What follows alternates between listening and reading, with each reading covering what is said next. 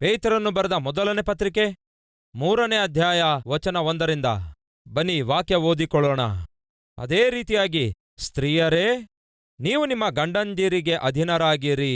ಅದರ ನಿಮಿತ್ತ ಅವರಲ್ಲಿ ಕೆಲವರು ದೇವರ ವಾಕ್ಯಕ್ಕೆ ಅವಿಧೇಯರಾಗಿದ್ದರು.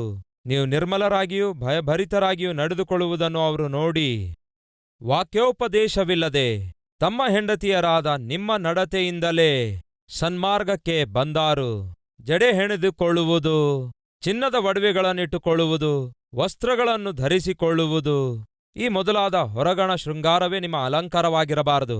ಸಾತ್ವಿಕವಾದ ಶಾಂತ ಮನಸ್ಸು ಎಂಬ ಒಳಗಣ ಭೂಷಣವೇ ನಿಮ್ಮ ಅಲಂಕಾರವಾಗಿರಲಿ. ಇದು ಶಾಶ್ವತವಾದದ್ದು ಮತ್ತು ದೇವರ ದೃಷ್ಟಿಗೆ ಬಹು ಬೆಲೆಯುಳ್ಳದ್ದು ಆಗಿದೆ.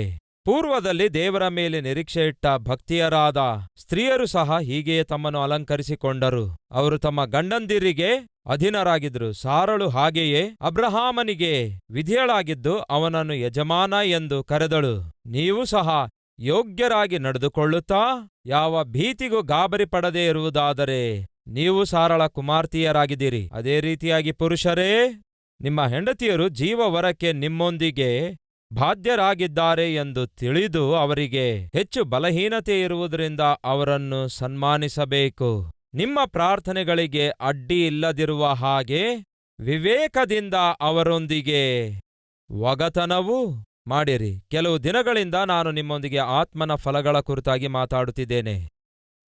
ಆತ್ಮನ ಫಲಗಳು ಯಾವ್ಯಾವೆಂದರೆ ಪ್ರೀತಿ, ಪತಿಯನ್ನು ಪ್ರೀತಿಸಬೇಕು, ಗಂಡ ಹೆಂಡತಿಯನ್ನು ಪ್ರೀತಿಸಬೇಕು, ಅಂದರೆ ಪತ್ನಿಯನ್ನು ಪ್ರೀತಿಸಬೇಕು, ಮತ್ತು ಗಂಡ ಹೆಂಡತಿಯನ್ನು ಪ್ರೀತಿಸಬೇಕು. ಇವರು ಒಬ್ಬರನ್ನೊಬ್ಬರು ಪ್ರೀತಿಸಿಕೊಳ್ಳಬೇಕು ಎನ್ನುವಂಥದ್ದು ಬೈಬಿಲಿನ ಸಾರಾಂಶ ಆಗಿದೆ. ಆಗ ಸಾಧಾರಣವಾಗಿ ನೀವು ಹೇಳುವಂತಹ ಮಾತೇನೆಂದರೆ, ಗಂಡ ಹೇಳುತ್ತಾನೆ, ನಾನು ಖಚಿತವಾಗಿಯೂ ನನ್ನ ಹೆಂಡತಿಗೆ ಪ್ರೀತಿ ಮಾಡುವವನಾಗಿರುತ್ತಿದ್ದೆ. ಒಂದು ವೇಳೆ ಅವಳು ಸಾರಳಂತೆ ನನಗೆ ವಿಧೇಯಳಾದರೆ. ಏನಂತೆ? ಹೆಂಡತಿ ಸಾರಳಂತೆ ವಿಧೇಯಳಾದರೆ ಖಚಿತವಾಗಿ ಪ್ರೀತಿ ಮಾಡ್ತಾನಂತೆ. ಹೆಂಡತಿಗೆ ಕೇಳುವುದಾದ್ರೆ, ಏನಮ್ಮ ನೀವು ನಿಮ್ಮ ಗಂಡನಿಗೆ ಯಾಕೆ ಪ್ರೀತಿಸ್ಲಿಕ್ಕಾಗ್ತಾ ಇಲ್ಲ?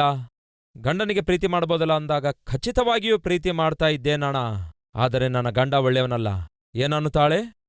ನನ್ನ ಗಂಡ ಒಳ್ಳೆಯವನಲ್ಲ. ಆದರೆ ಬೈಬಲ್ನಲ್ಲಿ ಇದೆ ಅಲ್ಲವೇ? ಸಾರಳು ತನ್ನ ಗಂಡನಿಗೆ ವಿಧೇಯನಾಗಿ, ಸಾರಳು ತನ್ನ ಗಂಡನಿಗೆ ಅಧೀನಳಾಗಿರುವುದು ಬೈಬಲ್ನಲ್ಲಿ ಇದೆ ಅಲ್ಲವೇ? ಹೌದಣ, ಸಾರಳು ತನ್ನ ಗಂಡನಿಗೆ ವಿಧೇಯಳಾಗಿದ್ದಳು, ತನ್ನ ಗಂಡನಿಗೆ ಯಜಮಾನ ಎಂದು ಕರೆದಿದ್ದಳು, ಒಳಗಾಗಿದ್ದಳು. ಕಾರಣವೇನೆಂದ್ರೆ ಗಂಡ ಸಾಧಾರಣ ಗಂಡ ಅಂದುಕೊಳ್ತೀರಾ ನೀವೇನಾದ್ರೂ? ಯಾರಾಗಿದ್ದ? ಅಬ್ರಹಾಮನು. ಅಬ್ರಹಾಮನಂತಹ ಗಂಡ ನನಗೆ ದೊರಕಿದೆಯಾದರೆ ನಾನು ಖಚಿತವಾಗಿ ವಿಧೇಯಳಾಗ್ತಿದ್ದೆ. ಸಾರಳಂತಹ ಹೆಂಡತಿ ದೊರಕಿದೆಯಾದರೆ ಖಚಿತವಾಗಿಯೂ ಪ್ರೀತಿ ಮಾಡ್ತಾ ಇದ್ದೆ ಎನ್ನುವುದು ನಮ್ಮಲ್ಲಿ ಕೆಲವರ ಅಭಿಪ್ರಾಯವಾಗಿದೆ. ನನ್ನ ಪ್ರಶ್ನೆ ಏನೆಂದರೆ, ಪುರುಷರೇ ನಿಮ್ಮ ಹೆಂಡತಿಯರನ್ನು ಪ್ರೀತಿಸಿರಿ ಎಂದು ಬೈಬಲ್ನಲ್ಲಿದೆಯೋ, ಇಲ್ಲವೇ ಪುರುಷರೇ ನಿಮ್ಮ ಹೆಂಡತಿ ಸಾರಳಂತಿರುವುದಾದರೆ ಪ್ರೀತಿಸಿರಿ ಅಂತ ಬೈಬಲ್ನಲ್ಲಿದೆಯೋ? ಏನಂತೀರಿ ಪುರುಷರೇ? ನಿಮ್ಮ ಹೆಂಡತಿ ಸಾರಳಂತಿದ್ರೆ ಪ್ರೀತಿ ಮಾಡಿರಿ ಅಂತ ಬೈಬಲ್ನಲ್ಲಿದೆಯಾ? ನಿಮ್ಮ ಗಂಡ ಅಬ್ರಹಾಮನಂತಿರುವುದಾದರೆ ಪ್ರೀತಿಸಿರಿ ಎಂದು ಬೈಬಲ್ನಲ್ಲಿದೆಯಾ? ಕೇಳ್ತಿದ್ದೇನೆ. ಹೀಗಂತ ಬೈಬಲ್ನಲ್ಲಿಲ್ಲ. ನನ್ನ ಗಂಡ ಒಳ್ಳೆಯವನಾಗಿದ್ದರೆ ನಾನು ಖಚಿತವಾಗಿಯೂ ಪ್ರೀತಿಸ್ತಾ ಇದ್ದೆ, ನನ್ನ ಹೆಂಡತಿ ಒಳ್ಳೆಯವಳಾಗಿದ್ದರೆ ಖಚಿತವಾಗಿಯೂ ಪ್ರೀತಿಸ್ತಾ ಇದ್ದೆ ಎಂದು ಹೇಳ್ತಾರೆ. ಒಂದು ವಿಷಯ ಹೇಳ್ತೇನೆ ಕೇಳಿರಿ. ನನಗೆ ಒಳ್ಳೆ ಗಂಡ ಸಿಗಬೇಕು, ನನ್ನ ಗಂಡ ಒಳ್ಳೆಯವನಾಗಿರಬೇಕು ಎಂದು ಆಶಿಸುವ ಸಹೋದರಿಯರು ಕೈ ತೋರಿಸ್ತೀರಾ? Yes yes yes yes. ಕೆಲವು ಸಹೋದರಿಯರಿಗಿರುವ ಆಲೋಚನೆ ಏನೆಂದರೆ, ಗಂಡನಿಗೆ ಪ್ರೀತಿ ಮಾಡುವ ಆಸೆ ಅಂತೂ ಇದೆ, ಆದರೆ ಗಂಡ ಒಳ್ಳೆಯವನಲ್ಲ, ಅದಕ್ಕೆ ಪ್ರೀತಿ ಮಾಡ್ಲಿಕ್ಕಾಗ್ತಿಲ್ಲ. ನನ್ನ ಹೆಂಡತಿಗೆ ನಾನು ಪ್ರೀತಿಸಬೇಕೆಂಬ ಆಸೆ ಇದೆ, ಆದರೆ ಅವಳು ಒಳ್ಳೆಯವಳಲ್ಲ, ಜಗಳವಾಡ್ತಾಳೆ, ಭಾರಿಸುತ್ತಾ ಇರ್ತಾಳೆ, ಏನ್ ಮಾಡ್ತಾಳೆ? ಈಗ ಕೇಳ್ತಿದ್ದೇನೆ, ಅಷ್ಟಕ್ಕೂ ಒಳ್ಳೆ ಗಂಡ ಅನ್ನುವಂಥವನಿದ್ದಾನಂತೀರಾ? ಒಳ್ಳೆ ಹೆಂಡತಿ ಇದ್ದಾಳೆ ಅಂತೀರಾ? ಕೇಳ್ತಿದ್ದೇನೆ. ನಿಮ್ಮೆಲ್ಲರಿಗೂ ಒಂದು ಅಭಿಪ್ರಾಯವಿದೆ, ಸತೀಶ್ ಕುಮಾರ್ ಒಳ್ಳೆ ಸೇವಕರಾಗಿದ್ದಾರೆ, ಒಳ್ಳೆ ವ್ಯಕ್ತಿಯಾಗಿದ್ದಾರೆ ಎಂದು ಒಂದು ಒಳ್ಳೆ ಅಭಿಪ್ರಾಯ ಇದೆಯಲ್ಲವೋ ಅಥವಾ ಇಲ್ಲವೋ? ನಿಮ್ಮ ವಿಷಯದಲ್ಲಿ ಒಳ್ಳೆ ಅಭಿಪ್ರಾಯ ಇದೆ ಎನ್ನುವವರು ಕೈ ತೋರಿಸಿರಿ. ಈ ವಿಷಯ ನನ್ನ ಹೆಂಡತಿಗೆ ಕೇಳ್ರಿ. ನೀವು ಈ ವಿಷಯ ಹೋಗಿ ನನ್ನ ಹೆಂಡತಿಗೆ ಕೇಳ್ರಿ. ಏನಂತೀರಿ ಸಿಸ್ಟರ್, ಅಮ್ಮ ಅಥವಾ ವಾಟ್ ಎವರ್, ನಿಜ ಹೇಳ್ರಿ. ಸತೀಶ್ ಅಣ್ಣ ಅವರು ಒಳ್ಳೆಯವರಾಗಿದ್ದಾರಾ? ನಿಜ ಹೇಳ್ರಿ ಅಂದಾಗ ಸ್ವಲ್ಪ ಆಲೋಚಿಸ್ತಾರೆ. ಹಾಗೆ ಕೇಳಿದ್ದಕ್ಕೆ ಈಗ ಉತ್ತರಿಸಲೇಬೇಕಲ್ಲವೇ? ಒಳ್ಳೆಯವರೇ ಆಗಿದ್ದಾರಮ್ಮ. ಏನಂತೆ? ಒಳ್ಳೆಯವರೇ, ಆದರೆ ಆದರೆ ಅಂದರೆ ಇನ್ನು ಕೊಲೆ ಆದಂಗೇನೆ. ಒಂದು ವೇಳೆ ನೀವೇನಾದರೂ ನನ್ನ ಹೆಂಡತಿಗೆ ಕೇಳಬೇಕಾದರೆ ಉತ್ತರಿಸಲು ನನ್ನ ಹೆಂಡತಿ ಆಲೋಚಿಸ್ತಾಳೆ, ಒಳ್ಳೆಯವನೆಂದು ನನ್ನ ಗಂಡನ ಬಗ್ಗೆ ಹೇಳಬೇಕು, ಒಳ್ಳೆಯವನು ಅಲ್ಲವೆಂದು ಹೇಳಬೇಕು. ಅಷ್ಟ್ಯಾಕೆ ನಾನೇ ಹೇಳ್ತೇನೆ, ಸತೀಶ್ ಕುಮಾರಾದ ನಾನು ಒಳ್ಳೆಯವನು ಅಲ್ಲ. ಯಾಕೆಂದರೆ ನೀತಿವಂತನು ಒಬ್ಬನು ಕೂಡ ಇಲ್ಲ. ಒಳ್ಳೆ ಗಂಡ ನನಗೆ ಸಿಗಬೇಕು, ಒಳ್ಳೆ ಹೆಂಡತಿ ನನಗೆ ಸಿಗಬೇಕು ಎಂದು ನೀವು ಅಂದುಕೊಳ್ಳುತ್ತಾ ಇರುವುದಾದರೆ ನಿಮ್ಮ ಜೀವಿತ ಕಾಲದಲ್ಲಿಯೇ ಯಾರೊಬ್ಬರು ನಿಮಗೆ ಸಿಗಲ್ಲ. ಮೊಮ್ಮಗ ಬಂದು ಒಮ್ಮೆ ತಾತನಿಗೆ ಕೇಳ್ತಾನೆ, ತಾತ, ಗುಣವತಿಯಾದ ಹೆಂಡತಿ ಯೆಹೋವನು ಕೊಡುವ ಬಹುಮಾನ ಎಂಬುದಾಗಿ ಬೈಬಲ್ನಲ್ಲಿದೆಯಲ್ಲವೇ ತಾತ? ಮತ್ತೆ ನಿನಗೇನು ಇಂತಹ ಅಜ್ಜಿ ದೊರಕಿದಾಳೆ ಎಂದು ಹೇಳದನಂತೆ. ಗುಣವತಿಯಾದ ಹೆಂಡತಿಯು ಯೆಹೋವನ ಬಹುಮಾನವೇ ಆಗಿರೋದಾದ್ರೆ ಮತ್ತೆ ನಿನಗ್ಯಾಕೆ ಜಗಳಾಡುವ ಅಜ್ಜಿ ದೊರಕಿದಾಳೆ ಎಂದು ಕೇಳಿದ್ರೆ, ಆಗ ತಾತ ಹೇಳ್ತಾನೆ, ನಿಜವೇ ಮಗನೇ, ಗುಣವತಿಯಾದ ಹೆಂಡತಿ ಯೆಹೋವನ ಬಹುಮಾನವೇ, ಆದರೆ ಗುಣವತಿಯಾದ ಹೆಂಡತಿ ದೊರಕುವುದು ಅಪರೂಪ ಎಂಬುದಾಗಿ ಕೂಡ ಬೈಬಲ್ನಲ್ಲಿದೆ ಮಗನೇ. ಪಾಪ ದೇವರಿಗೇ ದೊರಕಲಿಲ್ಲ, ನನಗೇನು ಕೊಡ್ತಾರೆ ಅಂದನಂತೆ. ಯಾರಿಗೆ ಸಿಗ್ಲಿಲ್ಲಂತೆ? ದೇವರಿಗೇ ದೊರಕಲಿಲ್ಲ ಗುಣವತಿಯಾದಂತಹ ಹೆಂಡತಿ. ಅಂದ್ರೆ ಅರ್ಥವೇನು ಸಹೋದರರೇ, ಸಹೋದರಿಯರೇ? ಸುಬುದ್ಧಿಯುಳ್ಳ ಹೆಂಡತಿ, ಸುಬುದ್ಧಿಯುಳ್ಳಂತಹ ಗಂಡ ಸಿಗೋದು ಅಪರೂಪ. ಒಂದೂರಲ್ಲಿ ಒಂದು ಬಿಲ್ಡಿಂಗ್ ಕಟ್ಟಲಾಗಿತ್ತು, ಅದಕ್ಕೆ ಬಹಳ ಫ್ಲೋರ್ಸ್ಗಳಿದ್ವು. ಇಲ್ಲಿ ನಿಮಗೆ ಅನುಕೂಲವಾಗಿರುವ ಬರ್ತು ನೀವು ಆರಿಸಿಕೊಳ್ಳಬಹುದು ಎಂಬ ಬೋರ್ಡ್ ಹಾಕಿದ್ರು. ಅದಕ್ಕಾಗಿ ದೊಡ್ಡ ಲೈನ್ ಕಟ್ಟಿದ್ರು. ಹೆಣ್ಣು ಮಕ್ಕಳೆಲ್ಲ ಲೈನ್ ಕಟ್ಟಿದ್ರು. ಎದಕ್ಕಾಗಿ? ಅವರಿಗೆ ಅನುಕೂಲವಾಗಿರುವಂತಹ ಬರ್ತು ಬೇಕೆಂದು ಕೋರಿ ಲೈನ್ ಕಟ್ಟಿದ್ರು. ಮೊದಲನೇ ಫ್ಲೋರ್ನಲ್ಲಿ ಒಂದು ಬೋರ್ಡ್ ಹಾಕಲಾಗಿತ್ತು, ಇಲ್ಲಿ ಒಳ್ಳೆಯ ಗಂಡ ದೊರಕುತ್ತಾನೆ, ಆದರೆ ಆ ಗಂಡನಿಗೆ ಉದ್ಯೋಗ ಇರಲ್ಲ. ಮದುವೆ ಮಾಡಿಕೊಳ್ತೀರಾ? ಮಾಡಿಕೊಳ್ಳಲ್ಲ. ಒಳ್ಳೆ ಗಂಡಂದಿರು ದೊರಕ್ತಾರಂತೆ, ಆದರೆ ಉದ್ಯೋಗ ಇರಲ್ಲಂತೆ. ಸೆಕೆಂಡ್ ಫ್ಲೋರಲ್ಲಿ ಯಾರಿದ್ದಾರೆ ನೋಡೋಣ ಎಂದು ಯೋಚಿಸಿ ಸೆಕೆಂಡ್ ಫ್ಲೋರ್ಗೆ ಹೋದ್ರಂತೆ. ಸೆಕೆಂಡ್ ಫ್ಲೋರಲ್ಲಿ ಇರೋದೇನೆಂದ್ರೆ ಉದ್ಯೋಗ ಇದೆ, ಆದರೆ ಒಳ್ಳೆ ಗಂಡನಲ್ಲ. ಉದ್ಯೋಗ ಇದ್ರೂ ಕೂಡ ಒಳ್ಳೆಯವನಾಗಿಲ್ಲದಿದ್ದರೆ ಬೇಡವೇ ಬೇಡ, ಇಷ್ಟ ಆಗ್ಲಿಲ್ಲ.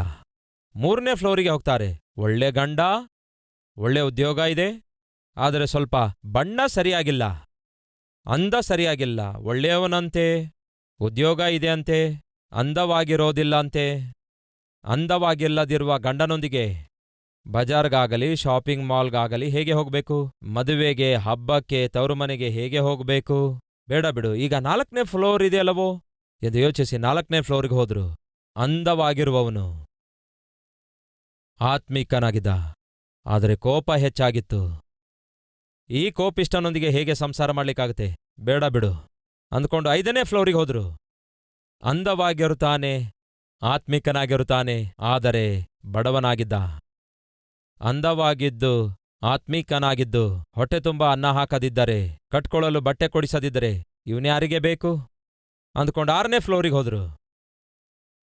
ನಿಮಗೆ ಬೇಕಾಗಿರುವಂತಹ ಗಂಡನು ಈ ಪ್ರಪಂಚದಲ್ಲಿ ಎಲ್ಲಿಯೂ ಸಿಗೋದಿಲ್ಲ, ಕೆಳಗೋಗಿರಿ ಅಂತಾಯ್ತು. ಏನ್ ಅರ್ಥ ಆಗುತ್ತೆ ನಿಮಗೆ? ನೀವಂದುಕೊಂಡಂತಹ ಗಂಡ, ನೀವಂದುಕೊಂಡಂತಹ ಹೆಂಡತಿ ಪ್ರಪಂಚದಲ್ಲಿ ಎಲ್ಲಿಯೂ ಸಿಗಲ್ಲ.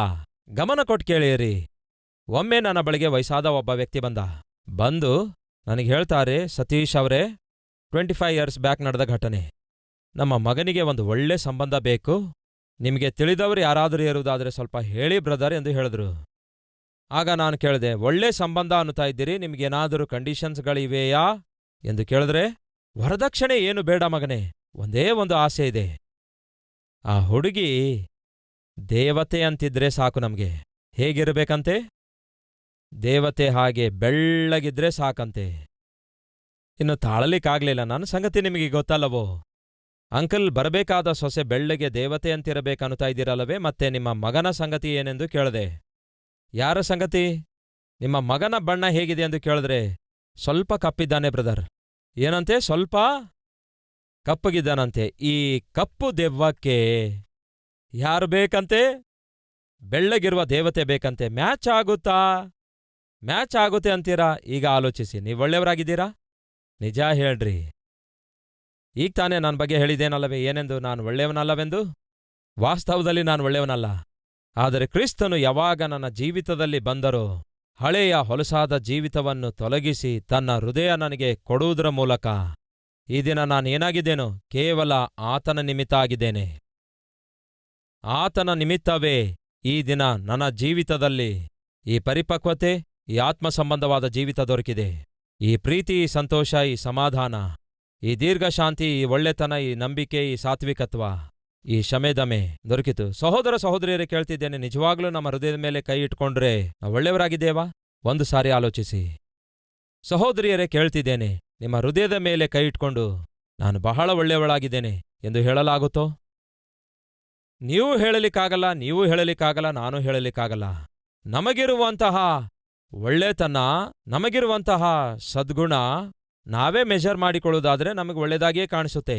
ಒಮ್ಮೆ ಒಬ್ಬ ಹುಡುಗ ಬಂದು ತನ್ನ ತಾಯಿಗೆ ಮಾತಾಡ್ತಾ ಹೇಳ್ತಾನೆ, ಅಮ್ಮ, ನಿನಗೊಂದು ವಿಷಯ ಗೊತ್ತಾ? ಏನು ಹೇಳು ಮಗನೆ? ನಾನು 6 ಅಡಿ ಎತ್ತರ ಇದ್ದೇನೆ ಮಮ್ಮಿ ಅಂದ. ಎಷ್ಟಂತೆ? 6 ಅಡಿ ಎತ್ತರ ಇದ್ದೇನೆ ಅಂದ. ಏನ್ ಮಗನೆ, ನೀನು ಭೂಮಿಗೆ ಅಂಟಿಕೊಂಡಿದೀಯಲ್ಲವೇ? ಭೂಮಿಗೆ ಅಂಟಿಕೊಂಡಿರುವ ನೀನು 6 ಅಡಿ ಅಂತೀಯಲ್ಲವೇ? ಏನ್ ಹೇಳ್ತಿ ಮಮ್ಮಿ? ಬೇಕಾದರೆ ನೀನೇ ನೋಡು ಅಂತ ಹೇಳಿ ಅವನು ಇಷ್ಟು ಚಿಕ್ಕ ಕಡ್ಡಿಯನ್ನು ತಂದು ಆ ಕಡ್ಡಿಯಿಂದ ಅಳೆಯುತ್ತಿದ್ದಾನೆ. ಅಳತೆ ಮಾಡಿಕೊಂಡಾಗ 6 ಕಡ್ಡಿ ಆಯ್ತಂತೆ ಅವನ ಅಳತೆ. ನೋಡಿದೀಯಾ? ಇದು 1 ಅಡಿ. ಈ 1 ಅಡಿ ಅಳತೆ ಮಾಡಿದ್ರೆ 6, ಅಂದ್ರೆ 6 ಅಡಿಯಾಗಿದ್ದೇನೆ ಎಂದು ಹೇಳಿದ್ರೆ ನಗುತ್ತೀರೋ ಇಲ್ಲವೋ? ನಗುತ್ತೀರಿ. ಅವನು ಅಳತೆ ಮಾಡಿಕೊಳ್ತಿರೋದು ಯಾರು ತಯಾರು ಮಾಡಿಕೊಂಡಿರುವಂತಹ ಸ್ಕೇಲ್ನೊಂದಿಗೆ? ಹೇಳ್ರಿ, ಅವನೇ ತಯಾರು ಮಾಡಿಕೊಂಡಿದ್ದ. ಈ ದಿನ ನಾವು ಕೂಡ ನಮ್ಮನ್ನೇ ಅಳತೆ ಮಾಡಿಕೊಳ್ತೇವೆ ನಮ್ಮ ಸ್ಟ್ಯಾಂಡರ್ಡಿಂದ. ಅದು ಒಳ್ಳೆಯದಲ್ಲ. ಬೈಬಲ್ ಹೇಳುತ್ತದೆ, ನಿಮ್ಮ ನೀತಿ ಯೆಹೋವನ ದೃಷ್ಟಿಯಲ್ಲಿ ಕೊಳೆತು ಹೋದ ಗೋಣಿತಟ್ಟಾಗಿದೆ ಎಂದು. ನೀವೆಷ್ಟೇ ನೀತಿಯುಳ್ಳವಳಾಗಿದ್ರು, ದೇವರು ತನ್ನ ಪರಿಶುದ್ಧವಾದ ಕಣ್ಣಿನಿಂದ ನಮ್ಮನ್ನು ನೋಡಿದಾಗ ನಮ್ಮ ನೀತಿ ಆತನ ದೃಷ್ಟಿಯಲ್ಲಿ ಯಾವುದಕ್ಕೂ ಉಪಯೋಗಕ್ಕೆ ಬರಲ್ಲ. ಯೆಶಾಯ ಪ್ರವಾದಿ ತಾನು ಪ್ರವಾದಿಯಾಗಿ ಪ್ರವಾದಿಸುತ್ತಿದ್ದಾನೆ. ತನ್ನ ಕಣ್ಮುಂದೆ ಇರುವ ಪಾಪಿಷ್ಠರನ್ನು ನೋಡ್ತಾನೆ, ಕುಡುಕರನ್ನು ನೋಡ್ತಾನೆ, ಅಲೆಮಾರಿಗಳನ್ನು ನೋಡ್ತಾನೆ, ದೇವರ ಮೇಲೆಯೇ ತಿರುಗಿ ಬೀಳುವವರನ್ನು ನೋಡ್ತಾನೆ, ದೇವರಿಗೆ ವ್ಯತಿರೇಕವಾಗಿ ಜೀವಿಸುವವರೆಲ್ಲರನ್ನು ನೋಡ್ತಾನೆ. ನೋಡಿ ಏನ್ ಹೇಳ್ತಾನೆ ಗೊತ್ತಾ? ನಿಮಗೆ ಶ್ರಮೆ, ಬೆಳಕು ಕತ್ತಲೆಂದು, ಕತ್ತಲು ಬೆಳಕೆಂದು ಎಂಬ ಅಭಿಪ್ರಾಯವುಳ್ಳವರಾಗಿ ಭಾವಿಸುವ ನಿಮಗೆ ಶ್ರಮೆ, ಯಾವಾಗಲೂ ಕುಡಿಯುವಂತಹ ನಿಮಗೆ ಶ್ರಮೆ, ದೇವರಿಗೆ ವ್ಯತಿರೇಕವಾಗಿ ಜೀವಿಸುವ ನಿಮಗೆ ಶ್ರಮೆ, ಈಗ ದೇವರ ಶಿಕ್ಷೆ ಬರಲಿಕ್ಕಿದೆ ಎಂದು ಪ್ರಕಟಿಸಿದ ಪ್ರಿಯರೇ, ನಿಮಗೆ ಶ್ರಮೆ, ನಿಮಗೆ ಶ್ರಮೆ, ನಿಮಗೆ ಶ್ರಮೆ ಎಂದು. ಒಂದು ದಿನ ಅವನು ತನ್ನ ಜೀವಿತದಲ್ಲಿ ಒಂದು ಅದ್ಭುತವಾದ ದೃಶ್ಯ ನೋಡ್ತಾನೆ. ಅದೇನೆಂದರೆ, ಸಾಕ್ಷಾತ್ ಪ್ರಪಂಚವನ್ನೇ ಪರಿಪಾಲಿಸುವಂತಹ ದೇವರು ಸಿಂಹಾಸನದ ಮೇಲೆ ಕೂತಿರುವಾಗ ಆತನ ಸುತ್ತಲೂ ಇರುವಂತಹ ದೇವದೂತರು ಆತನ ಮಹಿಮೆ ನೋಡಲಾರದೆ ರೆಕ್ಕೆಗಳಿಂದ ತಮ್ಮ ಕಣ್ಣು ಮುಚ್ಕೊಳ್ತಾರೆ, ತಮ್ಮ ಮೈಯನ್ನು ಮುಚ್ಕೊಳ್ತಾರೆ. ಇನ್ನೂ 2 ರೆಕ್ಕೆಗಳಿಂದ ಹಾರಾಡುತ್ತಾ ಪರಿಶುದ್ಧನು, ಪರಿಶುದ್ಧನು, ಪರಿಶುದ್ಧನು, ಪರಿಶುದ್ಧನು ಎಂದು ಕರ್ತನನ್ನು ಹೊಗಳುತ್ತಾ ಮಹಿಮೆ ಪಡಿಸುತ್ತಾ ಇರ್ತಾರೆ. ಆಗ ಯೆಶಾಯ ಏನು ಹೇಳ್ತಾನೆ ಗೊತ್ತಾ? ನೋಡೋಣ ಬನ್ನಿ. ಯೆಶಾಯ 6ನೇ ಅಧ್ಯಾಯ 3ನೇ ವಚನ. ಆ ದೂತರು, ಸೇನಾಧೀಶ್ವರನಾದ ಯೆಹೋವನು ಪರಿಶುದ್ಧನು, ಪರಿಶುದ್ಧನು, ಪರಿಶುದ್ಧನು, ಭೂಮಂಡಲವೆಲ್ಲ ಆತನ ಪ್ರಭಾವದಿಂದ ತುಂಬಿಕೊಂಡಿದೆ ಎಂದು ದೊಡ್ಡ ಸ್ವರದಲ್ಲಿ ಗಾನ ಪ್ರತಿಗಾನ ಮಾಡುತ್ತಾ ಇದ್ದರು. ಕೂಗುವವನ ಶಬ್ದಕ್ಕೆ ದ್ವಾರದ ಅಸ್ಥಿವಾರವು ಕದಲಿತು, ಧೂಮವು ಮಂದಿರದಲ್ಲೆಲ್ಲ ತುಂಬಿತು. ಆಗ ನಾನು, ಅಯ್ಯೋ ಅಯ್ಯೋ, ನಾನು ಹೊಲಸು ತುಟಿಯುಳ್ಳವನು ಆಗಿದ್ದೇನೆ, ಹೊಲಸು ತುಟಿಯವರ ಮಧ್ಯದಲ್ಲಿ ವಾಸಿಸುವವನು ಆಗಿದ್ದೇನೆ. ಅಯ್ಯೋ, ನಾನು ನಾಶವಾದೆನಲ್ಲ, ನಾನು ನಾಶವಾಗಿ ಹೋದೆನಲ್ಲ ಎಂದು ಯಾರು ಹೇಳ್ತಿದ್ದಾರೆ? ಯಾರು ಪ್ರಿಯರೇ? 5ನೇ ಅಧ್ಯಾಯ 20ನೇ ವಚನ. ಅಯ್ಯೋ, ಕೆಟ್ಟದನ್ನು ಒಳ್ಳೆದೆಂದು, ಒಳ್ಳೆದನ್ನು ಕೆಟ್ಟದೆಂದು ಬೋಧಿಸಿ, ಕತ್ತಲನ್ನು ಬೆಳಕೆಂದು, ಬೆಳಕನ್ನು ಕತ್ತಲೆಂದು ಬೋಧಿಸುವವರಿಗೆ ಶ್ರಮೆ. ಕಹಿಯು ಸಿಹಿ, ಸಿಹಿಯು ಕಹಿ ಎಂದು ಹೇಳುವವರ ಗತಿ ಏನು ಹೇಳಲಿ? ತಮ್ಮಲ್ಲಿ ತಾವೇ ಜ್ಞಾನಿಗಳೆಂದು, ಸ್ವಂತ ಗಣನೆಯಲ್ಲಿ ವಿವೇಕಿಗಳೆಂದು ಭಾವಿಸಿಕೊಳ್ಳುವವರ ಪಾಡು ಏನು ಹೇಳಲಿ? ನಾನು ಬುದ್ಧಿವಂತನು, ಒಳ್ಳೆಯವನು, ನಾನು ನೀತಿವಂತನು, ನನಗ್ಯಾರೂ ಸಾಟಿ ಇಲ್ಲ, ನನ್ನಂಥವ್ರು ಯಾರೂ ಇಲ್ಲ ಅಂದುಕೊಳ್ಳುವಂಥವನಿಗೆ ಶ್ರಮೆ. ಈ ದಿನ ನಮ್ಮ ಸಮಸ್ಯೆ ಏನೆಂದರೆ, ನಾನು ಬಹಳ ಒಳ್ಳೆಯವಳಾಗಿದ್ದೇನೆ, ಗಂಡ ಒಳ್ಳೆಯವನಲ್ಲ, ನಾನು ಒಳ್ಳೆಯವನು, ಹೆಂಡತಿ ಒಳ್ಳೆಯವಳಲ್ಲ ಎನ್ನುವಂಥದ್ದಾಗಿದೆ. ಹಾಗಾದರೆ ಕೇಳಿ, ಯಾರು ಹೇಳಿದ್ದಾರೆ ನೀನು ಒಳ್ಳೆಯವನೆಂದು? ಯಾರು ಹೇಳಿದ್ದಾರೆ ನೀನು ಒಳ್ಳೆಯವಳೆಂದು? ನಿಮ್ಮ ಭ್ರಮೆಯಾಗಿದೆ. ಒಳ್ಳೆಯವನು ಈ ಭೂಮಿಯ ಮೇಲೆ ಒಬ್ಬನು ಕೂಡ. ನಿಮ್ಮ ಒಳ್ಳೆತನ ನೋಡಿ ನೀವಂದುಕೊಳ್ತಾ ಇದ್ದೀರಿ ಒಳ್ಳೆಯವರೆಂದು. ನೀವಂದುಕೊಳ್ತಾ ಇದ್ದೀರಿ ನೀವೇ ಒಳ್ಳೆಯವರೆಂದು. ತಾವೇ ನೀತಿವಂತರೆಂದು ಭಾವಿಸಿಕೊಳ್ಳುವವರಿಗೆ ಶ್ರಮೆ ಎಂಬುದಾಗಿ ಪ್ರವಾದಿಸಿರುವಂತಹ ಪ್ರವಾದಿಯಾದ ಯೆಶಾಯ ದೇವರ ಸನ್ನಿಧಿಯನ್ನು ನೋಡಿದ ಕೂಡಲೇ, ದೇವರ ಪ್ರಸನ್ನತೆಯನ್ನು ನೋಡಿದ ಕೂಡಲೇ ಏನು ಹೇಳ್ತಾನೆ ಗೊತ್ತಾ? ಅಯ್ಯೋ, ನನ್ನ ಗತಿಯನ್ನು ಏನು ಹೇಳಲಿ? ನಾನು ಹೊಲಸು ತುಟಿಯುಳ್ಳವನಾಗಿದ್ದೇನೆ, ಹೊಲಸು ತುಟಿಯುಳ್ಳ ಜನರ ಮಧ್ಯ ವಾಸಿಸುವವನಾಗಿದ್ದೇನೆ. ನಾನು ನಾಶವಾದೆನಲ್ಲ. ಅಲ್ಲಿಯವರೆಗೂ ಎಲ್ಲರಿಗೂ ಮಾರ್ಕ್ಸ್ ಹಾಕಿರುವ, ಎಲ್ಲರನ್ನೂ ಗದರಿಸಿರುವ, ಎಲ್ಲರಿಗೂ ಬುದ್ಧಿ ಹೇಳಿರುವ ಪ್ರವಾದಿ ಈಗ ಏನ್ ಹೇಳ್ತಿದ್ದಾನೆ ಗೊತ್ತಾ? ನಾನು ಅಪವಿತ್ರನಾಗಿದ್ದೇನೆ. ಹೇಗೆ ಗೊತ್ತಾಯ್ತು ಅವನು ಅಪವಿತ್ರನಾಗಿದ್ದಾನೆಂದು? ದೇವರ ಸನ್ನಿಧಿಯಲ್ಲಿ ನಿಂತಾಗ ಗೊತ್ತಾಯ್ತು. ನಿಮ್ಮ ನೀತಿ, ನಿಮ್ಮ ಒಳ್ಳೆತನ, ನಿಮ್ಮ ಯಥಾರ್ಥತೆ ನಿಮ್ಮ ದೃಷ್ಟಿಯಲ್ಲಿ ಯಥಾರ್ಥವಾಗಿ ಕಾಣಿಸಬಹುದೇನೋ, ಆದರೆ ದೇವರ ದೃಷ್ಟಿಯಲ್ಲಿ ನಾವೆಲ್ಲರೂ ಒಳ್ಳೆಯವರು ಅಲ್ಲವೇ? ಅಲ್ಲವೆಂದು ಮರೆಯಬೇಡಿರಿ. ನಮಗಿರುವ ಸಮಸ್ಯೆ ಏನೆಂದ್ರೆ, ಈ ದಿನ ನೀವೇ ಒಳ್ಳೆಯವರು, ನಿಮ್ಮ ಗಂಡ ಒಳ್ಳೆಯವನಲ್ಲ ಅಂದ್ಕೊಳ್ತಿದ್ದೀರಿ. ನೀವೇ ಒಳ್ಳೆಯವರು, ನಿಮ್ಮ ಹೆಂಡತಿ ಒಳ್ಳೆಯವಳಲ್ಲ ಅಂದ್ಕೊಳ್ತಿದ್ದೀರಿ. ವಾಸ್ತವದಲ್ಲಿ ಯಾವುದು ನಿಮ್ಮ ಒಳ್ಳೆತನ? ಯಾರ ದೃಷ್ಟಿಯಲ್ಲಿ ಒಳ್ಳೆಯವರು? ನೀವು ನಟಿಸುತ್ತಾ ಇರುವುದರಿಂದ ಮನುಷ್ಯರ ದೃಷ್ಟಿಯಲ್ಲಿ ಒಳ್ಳೆಯವರು, ನೀವು ನಟಿಸುತ್ತಾ ಇರುವುದರಿಂದ ಮನುಷ್ಯರ ದೃಷ್ಟಿಯಲ್ಲಿ ಒಳ್ಳೆಯವಳಾಗಿದ್ದೀರಿ. ವಾಸ್ತವವೇನೆಂದು ನಿಮಗೂ ಗೊತ್ತು, ನಿಮ್ಮ ಅಂತರಾತ್ಮಕ್ಕೂ ಗೊತ್ತು, ನಿಮ್ಮನ್ನು ಸೃಷ್ಟಿಸಿರುವ ಪ್ರತಿ ಕ್ಷಣ ನೋಡುತ್ತಿರುವ ದೇವರಿಗೂ ಎಲ್ಲಾ ಗೊತ್ತು. ಎಲ್ಲಿದೆ ನಮ್ಮ ಒಳ್ಳೆತನ? ನನ್ನ ಗಂಡ ಒಳ್ಳೆಯವನಾಗಿದ್ದರೆ ಪ್ರೀತಿಸ್ತೇನೆ, ನನ್ನ ಹೆಂಡತಿ ಒಳ್ಳೆಯವಳಾಗಿದ್ದರೆ ಪ್ರೀತಿಸ್ತೇನೆ ಅನ್ನೋದಾದ್ರೆ ಕೇಳಿ. ಲೂಕನ ಸುವಾರ್ತೆ 6ನೇ ಅಧ್ಯಾಯ 32ನೇ ವಚನ ಏನ್ ಹೇಳುತ್ತೆ ಓದೋಣ ಬನ್ನಿ. ಜನರು ನಿಮಗೆ ಏನೇನು ಮಾಡಬೇಕೆಂದು ಅಪೇಕ್ಷಿಸುತ್ತೀರೋ ಅಂಥದ್ದನ್ನೇ ನೀವು ಅವರಿಗೆ ಮಾಡಿರಿ. 32ನೇ ವಚನ. ನಿಮಗೆ ಪ್ರೀತಿ ತೋರಿಸುವವರನ್ನೇ ನೀವು ಪ್ರೀತಿಸಿದರೆ ನಿಮಗೆ ಏನು ಹೊಗಳಿಕೆ ಬಂದಿತು? ಪಾಪಿಷ್ಠರು ಸಹ ತಮಗೆ ಪ್ರೀತಿ ತೋರಿಸುವವರನ್ನು ಪ್ರೀತಿಸುತ್ತಾರಲ್ಲ. ನಿಮಗೆ ಮೇಲನ್ನು ಮಾಡುವವರಿಗೆ ನೀವು ಮೇಲನ್ನು ಮಾಡಿದರೆ ನಿಮಗೆ ಏನು ಹೊಗಳಿಕೆ ಬಂದಿತು? ಪಾಪಿಷ್ಠರು ಸಹ ಹಾಗೆ ಮಾಡುತ್ತಾರಲ್ಲ. ನಿಮ್ಮನ್ನು ಪ್ರೀತಿಸುವವರನ್ನೇ ಪ್ರೀತಿಸ್ತಾ ಇದ್ದೀರಿ, ಅದೇನು ಮಹಾದೊಡ್ಡ ಕೆಲಸ. ಪಾಪಿಷ್ಠರು ಕೂಡ ಅದನ್ನೇ ಮಾಡುತ್ತಾರೆ. ನನ್ನ ಗಂಡ ಪ್ರೀತಿಸಿದರೆ ನಾನು ಪ್ರೀತಿಸ್ತೇನೆ, ನನ್ನ ಹೆಂಡತಿ ಪ್ರೀತಿಸಿದರೆ ನಾನು ಪ್ರೀತಿಸ್ತೇನೆ. ಗಂಡ ಒಳ್ಳೆಯವನಾಗಿದ್ದರೆ ನಾನು ಒಳ್ಳೆಯವಳಾಗಿರ್ತೇನೆ, ಹೆಂಡತಿ ಒಳ್ಳೆಯವಳಾಗಿದ್ದರೆ ನಾನು ಒಳ್ಳೆಯವನಾಗಿರ್ತೇನೆ. ಅದೇನು ಮಹಾದೊಡ್ಡ ಕೆಲಸ? ನಿಮ್ಮ ಗಂಡ ಒಳ್ಳೆಯವನಾಗಿದ್ದರೆ ನೀವು ಒಳ್ಳೆಯವರಾಗಿರೋದು ಏನು ಮಹಾದೊಡ್ಡ ಕೆಲಸ? ನಿಮ್ಮ ಹೆಂಡತಿ ಒಳ್ಳೆಯವಳಾಗಿದ್ರೆ ನೀವು ಕೂಡ ಒಳ್ಳೆಯವರಾಗಿರೋದು ಏನು ಮಹಾದೊಡ್ಡ ಕೆಲಸ? ಅದೇನು ದೊಡ್ಡ ಕೆಲಸ ಅಲ್ಲ. ಆದ್ರೆ ಕೇಳಿ, ದೇವರು ನಿಮ್ಮನ್ನು ನನ್ನನ್ನು ಪ್ರೀತಿಸುವಾಗ ನಮ್ಮ ಒಳ್ಳೆತನ ನೋಡಿ ಪ್ರೀತಿಸಲಿಲ್ಲ. ಯಾರಾದರೂ ಇದ್ದೀರಾ ಇಲ್ಲಿ? ಬ್ರದರ್, ನಿಮಗೇನು ಗೊತ್ತು ನನ್ನ ಯೇಸುವಿನ ಸಂಗತಿ? ನಾನು ಒಳ್ಳೆಯವನಾಗಿರುವುದರಿಂದಲೇ ಪ್ರೀತಿಸಿದ್ದಾರೆ, ನಾನು ಒಳ್ಳೆಯವಳಾಗಿರುವುದರಿಂದಲೇ ಪ್ರೀತಿಸಿದ್ದಾರೆ ಎನ್ನುವಂಥವ್ರು ಯಾರಾದರೂ ಇದ್ದೀರಾ? ಬೈಬಲ್ನಲ್ಲಿ ಏನಿದೆ ಗೊತ್ತಾ? ಹೇಗೆ ಪ್ರೀತಿಸಿದ್ದಾರೆ? ಪ್ರಾಣ ಕೊಡುವಷ್ಟು ಪ್ರೀತಿಸಿದ್ದಾರೆ. ಆ ಪ್ರೀತಿಯನ್ನು ಹೇಗೆ ತೋರಿಸಿದ್ದಾರೆ? ತನ್ನ ಪ್ರಾಣವನ್ನೇ ಕೊಟ್ಟು ತೋರಿಸಿದ್ದಾರೆ. ಹಾಗಾದರೆ ನನ್ನ ಪ್ರಶ್ನೆ, ನಾವು ಒಳ್ಳೆಯವರಾಗಿದ್ದುದಕ್ಕೆ ಪ್ರೀತಿಸಿದಾರೋ? ನೋಡೋಣ ಬನ್ನಿ. ರೋಮಪುರದವರಿಗೆ ಬರೆದ ಪತ್ರಿಕೆ 5ನೇ ಅಧ್ಯಾಯ 6ನೇ ವಚನ. ಹೇಗೆಂದರೆ ನಾವು ಇನ್ನೂ ಬಲಹೀನರಾಗಿದ್ದಾಗ, ಹೇಗಿದ್ದಾಗ? ಬಲಹೀನರಾಗಿದ್ದಾಗ ಕ್ರಿಸ್ತನು ಯುಕ್ತ ಕಾಲದಲ್ಲಿ ಭಕ್ತಿಹೀನರಿಗೋಸ್ಕರ ಸತ್ತನು.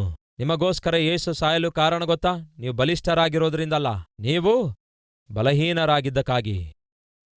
ನಿಮ್ಮ ಕಣ್ಣನ್ನು ಜಯಿಸ್ಲಿಕ್ಕಾಗಲಿಲ್ಲ, ನಿಮ್ಮ ಯೋಚನೆ ಜಯಿಸ್ಲಿಕ್ಕಾಗಲಿಲ್ಲ, ನಿಮ್ಮ ಬಾಯಿಯ ಮಾತು ಜಯಿಸ್ಲಿಕ್ಕಾಗಲಿಲ್ಲ, ನಿಮ್ಮ ಶರೀರದಲ್ಲಿ ಹುಟ್ಟುವ ಕೋರಿಕೆ ಜಯಿಸ್ಲಿಕ್ಕಾಗಲಿಲ್ಲ, ನಿಮಗಿರುವ ಕೋಪ ಜಯಿಸ್ಲಿಕ್ಕಾಗಲಿಲ್ಲ, ನಿಮಗಿರುವ ಆವೇಶ ಅಹಂಭಾವ ಜಯಿಸ್ಲಿಕ್ಕಾಗಲಿಲ್ಲ, ನಿಮ್ಮ ಮನಸ್ಸೊಳಗೆ ದಿನೇ ದಿನೇ ಮೂಡಿ ಬರುವ ಪಾಪಿಷ್ಟ ಆಲೋಚನೆಗಳನ್ನು, ಪಾಪಿಷ್ಟ ಕೋರಿಕೆ ಜಯಿಸ್ಲಿಕ್ಕಾಗಲಿಲ್ಲ. ಕಾರಣ ನೀವು ಬಲಹೀನರಾಗಿದ್ದೀರಿ. I am very weak in studies ಎಂದು ಕೆಲವರು ಹೇಳ್ತಾರಲ್ಲವೇ? ನಾನು ಓದುವುದರಲ್ಲಿ ಬಹಳ ವೀಕ್ ಅಂದ್ರೆ ಅರ್ಥವೇನು? ಪಾಸಿಂಗ್ ಮಾರ್ಕ್ಸ್ ಕೂಡ ಬರ್ತಿಲ್ಲ, ಅಷ್ಟೇ ಅಲ್ಲವೋ? ನಾನು ಶಾರೀರಿಕವಾಗಿ ಬಹಳ ವೀಕ್ ಆಗಿದ್ದೇನೆ ಅನ್ನುವುದಾದ್ರೆ ಅರ್ಥವೇನು? ಕಷ್ಟಪಟ್ಟು ಕೆಲಸ ಮಾಡ್ಲಿಕ್ಕಾಗ್ತಿಲ್ಲ. ಐ ಆಮ್ ಫಿಸಿಕಲಿ ವೀಕ್ ಆಗಿದ್ದೇನೆ. ನಾನು ಸ್ಪಿರಿಚುವಲಿ ವೀಕ್ ಆಗಿದ್ದೇನೆ. Financially I am very weak. ಆರ್ಥಿಕವಾಗಿ ಬಹು ಬಲಹೀನನಾಗಿದ್ದೇನೆ ಅಂದ್ರೆ ಅರ್ಥವೇನು? ಕೈಯಲ್ಲಿ ಒಂದು ನಯ ಪೈಸಾ ಇಲ್ಲ. ಆತ್ಮಿಕವಾಗಿ ಬಲಹೀನರಾಗಿರುವುದಾದ್ರೆ ಅರ್ಥವೇನು? ನಿಮ್ಮೊಳಗೆ ಪರಿಶುದ್ಧತೆ ಇಲ್ಲ. ಶಾರೀರಿಕವಾಗಿ ಬಲಹೀನರಾಗಿರುವುದಾದ್ರೆ ನಿಮ್ಮ ಶರೀರದಲ್ಲಿ ಶಕ್ತಿ ಇಲ್ಲ ಎಂದರ್ಥ. ನಾವು ಬಲಹೀನರಾಗಿರುವಾಗಲೇ ಕ್ರಿಸ್ತನು ಸತ್ತನು. ಆರೋಗ್ಯದ ವಿಷಯದಲ್ಲಿ ಬಲಹೀನರಾಗಿದ್ದಾಗ ಅನೇಕ ಸಾರಿ ಕೂತ್ರೆ ನಿಂತ್ಕೊಳ್ಳಲಿಕ್ಕಾಗಲ್ಲ, ನಿಂತ್ರೆ ಕೂತ್ಕೊಳ್ಳಲಿಕ್ಕಾಗಲ್ಲ. ಒಂದು ಅರ್ಧ ಕಿಲೋಮೀಟರ್ ಫಾಸ್ಟ್ ಆಗಿ ನಡೆಯಬೇಕಾದರೆ ಹೃದಯ ಹೇಳುತ್ತೆ ನಿಲ್ಲು, ಸಾಯುತ್ತೀ. ಅಷ್ಟು ಆಯಾಸ, ಅಷ್ಟು ಸುಸ್ತಾಗುತ್ತೀರಿ. ಕನಿಷ್ಠ 1 ಕಿಲೋಮೀಟರ್ ನಡೀಲಿಕ್ಕಾಗ್ತಿಲ್ಲ, ಓಡ್ಲಿಕ್ಕಾಗ್ತಿಲ್ಲ, ಒಂದು 4 ಮೆಟ್ಟಲುಗಳು ಹತ್ತಲಿಕ್ಕಾಗ್ತಿಲ್ಲ. You are so weak physically. ಶಾರೀರಿಕವಾಗಿ ಬಹಳ ಬಲಹೀನರಾಗಿದ್ದೀರಿ. ಆದರೆ ಬೈಬಲ್ ಹೇಳುತ್ತದೆ ನಾವು ಇನ್ನೂ ಬಲಹೀನರಾಗಿರುವಾಗಲೇ ಯೇಸು ಭಕ್ತಿಹೀನರಿಗೋಸ್ಕರ ಏನ್ ಮಾಡಿದ್ರಂತೆ? ಪ್ರಾಣ ಕೊಟ್ಟನು. ಯೇಸು ಪರಿಶುದ್ಧರಿಗೋಸ್ಕರ ಪ್ರಾಣ ಕೊಟ್ಟಿದಾರೋ? ಒಳ್ಳೆಯವರಿಗೋಸ್ಕರ ಪ್ರಾಣ ಕೊಟ್ಟಿದಾರೋ? ಇಲ್ಲ ಪ್ರಿಯರೇ, ಮತ್ಯಾರಿಗೋಸ್ಕರ? ಬಲಹೀನರಿಗೋಸ್ಕರ. 2ನೇದು 8ನೇ ವಚನ. ಈ ರೀತಿಯಾಗಿ ದೇವರು ತನ್ನ ಪ್ರೀತಿಯನ್ನು ಸಿದ್ಧಾಂತಪಡಿಸಿದ್ದಾರೆ. ಹೇಗೆಂದರೆ, ನಾವು ಇನ್ನೂ ಪಾಪಿಗಳಾಗಿ ಇರುವಾಗಲೇ ಯೇಸು ಕ್ರಿಸ್ತನು ನಮಗೋಸ್ಕರ ಮರಣ ಹೊಂದಿದನು. ದೇವರು ತನ್ನ ಪ್ರೀತಿ ಸಿದ್ಧಾಂತಪಡಿಸ್ತಿದ್ದಾರೆ, ದೇವರು ತನ್ನ ಪ್ರೀತಿಯನ್ನು ತೋರಿಸ್ತಿದ್ದಾರಂತೆ. ಹೇಗೆ? ನಾವು ಇನ್ನೂ ಪಾಪಿಗಳಾಗಿರುವಾಗಲೇ, ಪ್ರತಿಯೊಂದು ಪಾಪಕ್ಕೆ ಬಂದಿಗಳಾಗಿರುವಾಗಲೇ ಯೇಸು ಕ್ರಿಸ್ತನು ನಿಮ್ಮನ್ನು ಪ್ರಾಣ ಕೊಡುವಷ್ಟು ಪ್ರೀತಿಸಿ ತನ್ನ ಪ್ರಾಣವನ್ನೇ ಕೊಟ್ಟಿದ್ದಾರೆ. ಪರಿಶುದ್ಧರಿಗೋಸ್ಕರವಲ್ಲ ಯೇಸು ಪ್ರಾಣ ಕೊಟ್ಟಿದ್ದು, ಪರಿಶುದ್ಧರನ್ನಲ್ಲ ಯೇಸು ಪ್ರೀತಿಸ್ತಿರೋದು. ನಾವು ಭಕ್ತಿಹೀನರಾಗಿದ್ದಾಗ, ಬಲಹೀನರಾಗಿದ್ದಾಗ ಯೇಸು ಪ್ರಾಣದಷ್ಟು ನಮ್ಮನ್ನು ಪ್ರೀತಿಸಿದ್ದಾರೆ. ಸಹೋದರಿ, ಕೇಳ್ತಾ ಇದ್ದೀರಾ? ನಿಮ್ಮ ಗಂಡ ಬಲಹೀನನಾಗಿರಬಹುದು, ಭಕ್ತಿಹೀನನಾಗಿರಬಹುದು, ನೀವು ಪ್ರೀತಿಸಲೇಬೇಕು. ಸಹೋದರನೇ, ಕೇಳ್ತಾ ಇದ್ದೀರಾ? ನಿಮ್ಮ ಹೆಂಡತಿ ಭಕ್ತಿಹೀನಳಾಗಿರಬಹುದು, ಬಲಹೀನಳಾಗಿರಬಹುದು, ಶಾರೀರಿಕವಾಗಿ ಬಲಹೀನಳಾಗಿರಬಹುದು, ಮದುವೆ ಆದಾಗ ಬಹಳ ಚೆನ್ನಾಗಿದ್ದಿರಬಹುದು, ಅಂದವಾಗಿದ್ದಿರಬಹುದು, ನೀವು ಕೋರಿಕೊಂಡಂತೆ ಇದ್ದಿರಬಹುದು. ಮದುವೆ ಆದ ನಂತರ 1-2 ಇಲ್ಲವೇ 2-3 ಮಕ್ಕಳನ್ನು ಜನ್ಮ ಕೊಟ್ಟ ನಂತರ ಅವಳ ಶರೀರದಲ್ಲಿ ಬದಲಾವಣೆ ಬಂದಿರಬಹುದು. ಬಲಹೀನಳಾಗಿರಬಹುದು, ಬಲಹೀನತೆಯಿಂದ ತುಂಬಿದವಳಾಗಿರಬಹುದು,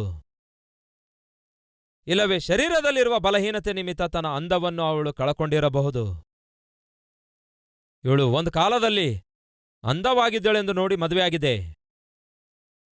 ಈಗ ಏನು? ಯಾವಾಗ ನೋಡಿದ್ರು ರೋಗ ಇವಳ ಮುಖಕ್ಕೆ. ರೋಗಿಷ್ಠಳಾಗಿದ್ದಕ್ಕೆ ಅಲ್ಲ ನಾನು ಮದುವೆ ಆದದ್ದು. ಮತ್ತು ಹೇಗಿರ್ತಿ ಅಂದ್ಕೊಂಡು ಮದುವೆ ಆದೆ? ನೀವೇ ಹೇಳಿ. ಎಷ್ಟು ಕಾಲ ಒಂದು ಸ್ತ್ರೀ ಅಂದವಾಗಿರ್ತಾಳೆ, ಆಕರ್ಷಣೆ ಉಳ್ಳವಳಾಗಿರ್ತಾಳೆ, ಆನಂದ ಕೊಡುವವಳಾಗಿರ್ತಾಳೆ? ಒಮ್ಮೆ ಆಲೋಚಿಸಿ ಸಹೋದರರೇ, ಯಾವಾಗ ನೋಡಿದ್ರೂ ಕೂಡ ನಿಮ್ಮ ಹೆಂಡತಿಗೆ ರೂಪರೇಖೆಯಲ್ಲಿರುವ ಬಲಹೀನತೆ ನಿಮಿತ್ತ ವೇದನೆಗೊಳಿಸುತ್ತಾ ಇದ್ದೀರಿ, ಚುಚ್ಚಿ ಚುಚ್ಚಿ ಮಾತಾಡಿ ಮನಸ್ಸು ನೋಯಿಸ್ತಾ ಇದ್ದೀರಿ. ಪಕ್ಕದ ಮನೆಯವರೊಂದಿಗೆ ಹೋಲಿಸ್ತೀರಿ, ಎದುರು ಮನೆಯವರೊಂದಿಗೆ ಹೋಲಿಸ್ತೀರಿ, ಬಂಧುಗಳೊಂದಿಗೆ ಹೋಲಿಸ್ತೀರಿ. ಅವಳನ್ನು ನೋಡು, ಅವಳು ಎಷ್ಟು ಚೆನ್ನಾಗಿದ್ದಾಳೆ ಅನ್ನುತ್ತೀರಿ, ಅವಳು ನೋಡು ಎಷ್ಟು ಸುಂದರವಾಗಿದ್ದಾಳೆ ಎಂದು. ಹೀಗೆ ನಿಮ್ಮ ಹೆಂಡತಿಯನ್ನು ಬೇರೆಯವರ ಹೆಂಡತಿಯೊಂದಿಗೆ ಹೋಲಿಸುವುದಾದರೆ ನೀವು ಹೇಗೆ ಮನುಷ್ಯನಾಗಿರಲು ಸಾಧ್ಯ? ಒಮ್ಮೆ ಆಲೋಚಿಸಿ. ನಿಮ್ಮ ಗಂಡ ಸ್ವಲ್ಪ ದಪ್ಪ ಇರಬಹುದು, ಸ್ವಲ್ಪ ಹೊಟ್ಟೆ ಬಂದಿರಬಹುದು. ಆ ಒಂದೇ ಒಂದು ಕಾರಣಕ್ಕೆ ನಿಮ್ಮ ಗಂಡನಿಗೆ ಇಷ್ಟ ಬಂದಂತೆ ಮಾತಾಡಿದ್ರೆ ಹೇಗೆ? ಮದುವೆ ಆದರೂ ಆದೆ ನಿನ್ನಂತಹ. ಮತ್ತೇನಂತಿರೋ ಗೊತ್ತಿಲ್ಲ ನೀವು. ಹೀಗೆ ಗಂಡನಿಗಿರುವ ಆಕಾರದ ನಿಮಿತ್ತವೋ, ಕರಿಯನಿಗೆ ಮದುವೆ ಆದೆ, ಇಲ್ಲವೇ ದಡ್ಡನಿಗೆ ಮದುವೆ ಆದೆ, ಹೀಗೆ ನಿಮ್ಮ ಗಂಡ ಬಲಹೀನನೆಂದು, ನಿಮ್ಮ ಹೆಂಡತಿ ಬಲಹೀನಳೆಂದು, ಅಂದ ಇಲ್ಲವೆಂದು, ಆಕಾರ ಸರಿಯಿಲ್ಲವೆಂದು, ಆರೋಗ್ಯ ಸರಿಯಿಲ್ಲವೆಂದು ನೀವು ನಿಂದಿಸುತ್ತಾ ಇರ್ತೀರಲ್ಲವೇ? ಅದು ನಿಜವಾದ ಪ್ರೀತಿ ಅಲ್ಲವೇ ಅಲ್ಲ. ಯಾಕೆ ಗೊತ್ತಾ?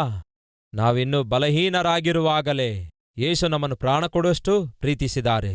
ಎರಡನೇದು, ನಾವು ಇನ್ನೂ ಪಾಪಿಗಳಾಗಿರುವಾಗಲೇ ಯೇಸು ಪ್ರಾಣದಷ್ಟು ನಮ್ಮನ್ನು ಪ್ರೀತಿಸಿ ತನ್ನ ಪ್ರಾಣವನ್ನೇ ಕೊಟ್ಟಿದ್ದಾರೆ. ನಿಮ್ಮಲ್ಲಿ ಯಾರೇ ಆಗಲಿ ಈ ಸಂದೇಶ ಕೇಳಿದ ನಂತರ ಖಚಿತವಾಗಿ ಇಂದಿನಿಂದ ನನ್ನ ಗಂಡನಿಗೆ ನಾನು ಜೀವದಿಂದಿರುವ ತನಕ ಪ್ರೀತಿ ತೋರಿಸ್ತೇನೆ, ನನ್ನ ಹೆಂಡತಿಗೆ ಪ್ರೀತಿಯನ್ನು ತೋರಿಸುತ್ತೇನೆ ಎನ್ನುವಂಥವರಿರುವುದಾದರೆ ನನ್ನೊಂದಿಗೆ ಸೇರಿ ಪ್ರಾರ್ಥಿಸುವಿರಾ? ಯಶ್ ಯಶ್.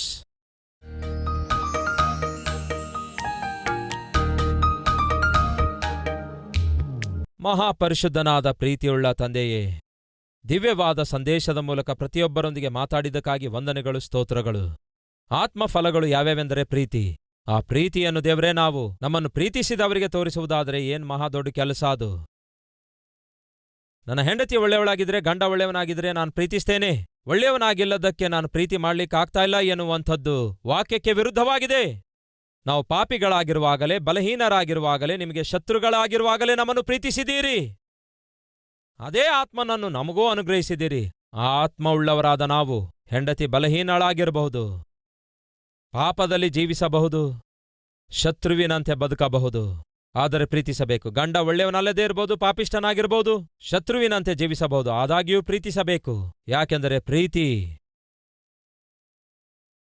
ಅದು ನಿಮ್ಮ ಒಂದು ಅದ್ಭುತವಾದ ಲಕ್ಷಣವಾಗಿದೆ. ತಂದೆಯೇ, ಪ್ರೀತಿ ಸ್ವರೂಪಿಯಾದ ನೀವು ನಮ್ಮೊಳಗೆ ಇರುವಾಗ ಖಚಿತವಾಗಿಯೂ ನಾವು ನಿಮ್ಮ ಪ್ರೀತಿಯನ್ನು ತೋರಿಸ್ತೇವೆ.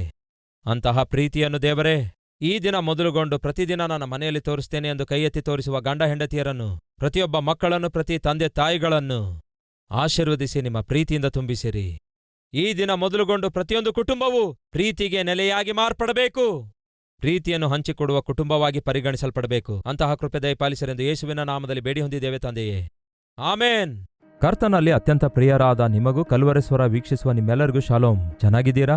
ಎಲ್ಲೆಡೆ ಎಲ್ಲರೂ ಮಾನಸಾಂತರ ಹೊಂದಬೇಕಾದ್ರೆ, ಎಲ್ಲೆಡೆ ಎಲ್ಲರಿಗೂ ಸುವಾರ್ತೆ ತಲುಪಬೇಕು. ಎಲ್ಲೆಡೆ ಎಲ್ಲರಿಗೂ ಸುವಾರ್ತೆ ತಲುಪಬೇಕಾದ್ರೆ ನನ್ನಂತಹ ಸೇವಕರಲ್ಲಿ ಯಾರಾದರೂ ಎಲ್ಲೆಡೆ ಎಲ್ಲರಿಗೂ ಸುವಾರ್ತೆ ಪ್ರಕಟಿಸಬೇಕು.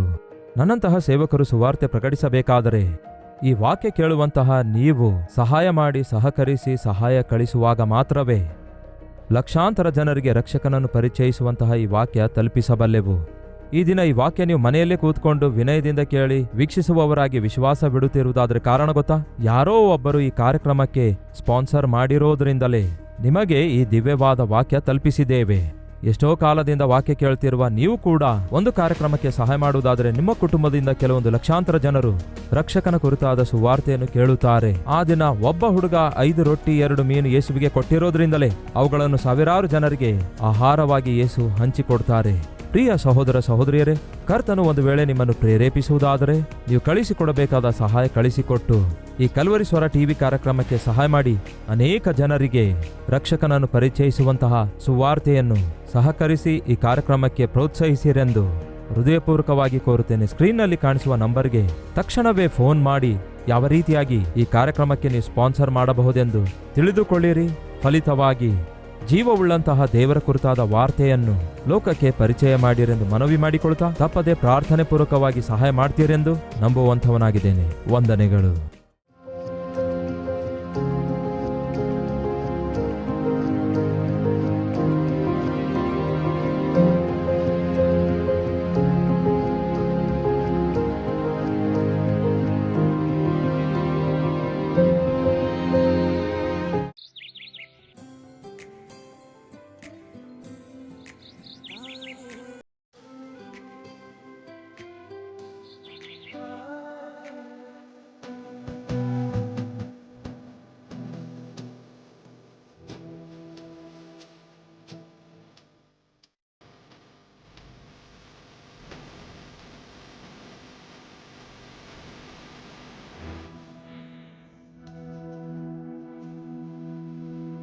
ನಮ್ಮ ವಿಳಾಸ Calvary, post box number 30, Kukatpally, Hyderabad 72.